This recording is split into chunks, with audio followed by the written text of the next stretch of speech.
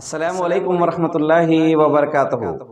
ఈరోజు ఉపవాస సంకల్పం గురించి మీ ముందు చెప్పబోతున్నాను.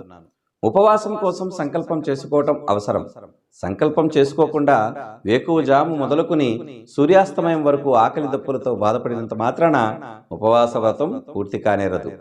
కాబట్టి రాత్రి కానీ ఉషోదయానికి ముందు కానీ సంకల్పం చేసుకోవాలి.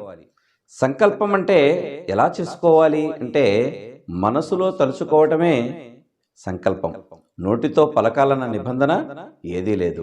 అలాగే రోజా సంకల్పం అయిన తర్వాత మనకు సాయంత్రం ఇఫ్తియార్ దువా ఒకటి ఉంది. అదేంటంటే ఇఫ్తియార్ తర్వాత దువా జహబజ్జమవు వబతిల్లతిల్ ఉరుఖు వసబతిల్ అజరు ఇన్షా అల్లా. దీని యొక్క అర్థం ఏమిటంటే దాహం తీరింది, నరాలు చెమ్మగిల్లాయి, అల్లా ఇష్టపడితే పుణ్యం లభిస్తుంది అనేటటువంటి దువాను మనం చేయాలి. ఈ అంశం ద్వారా సున్నత్ ప్రకారంగా మనకు ఉపవాసానికి సంకల్పం ఏమిటి, అలాగే ఇఫ్తియార్ తర్వాత దువా ఏమిటి అనేటటువంటి విషయాల్ని ఈరోజు మీరు తెలుసుకున్నారు. మరొక అంశంతో మళ్ళీ కలుద్దాం.